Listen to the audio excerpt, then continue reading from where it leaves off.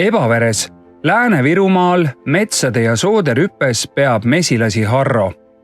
Pandivere kõrgustik oma puhta loodusega on suurepärane paik mahemesinduseks. Mahemee tootmisel on mitu aspekti, et ühelt poolt on see, et seal ei ole seda põllukultuuri või ütleme, mis annaksid rohkesti mett. Et metsast võib tulla mett, ei pruugi olenevalt aastast.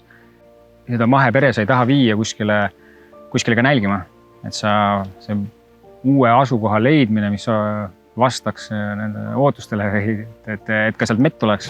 Et ei ole kuigi kerge ja aastaid ei ole vennad, et üks aasta, kui sa soovarda lähed kuskile, tuleb kanarvikku, teine aasta ei pruugi üldse tulla. Et siis, ja kui see on su peamine nektari allikas, mille peale sa panustad, siis võib üldse nukker olla. Et kõige nauditavam vaatepilt võib-olla ükskõik kuhu pere juurde minna on see, et kui sa näed, et kärje ülesehitus on väga hea, korpuste vahel on ehitatud kile alla igale pool, et järelikult nektarid tuleb loodusest. Et nad on aktiivsed, et siis kui 2 korpust lahti teha, siis seal vahel mett ilgub. Mee füüsilise tööga, et sa näed, kuidas terve hooaja vältel mesilased üles ehitavad, kärge, toodavad mett.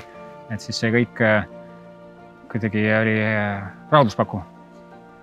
Et see Eesti toode just, et see on limiteeritud kogus. Et ongi, et mahemett maailmas on palju, aga Eesti mahemett on ainult väga spetsiifiline kogus, et kui kohalik tarbisest aru saab, et kohalik toit on kõige parem, kohalik, et mina propageeriks kõiki inimesi tarbima võimalik kohalikku.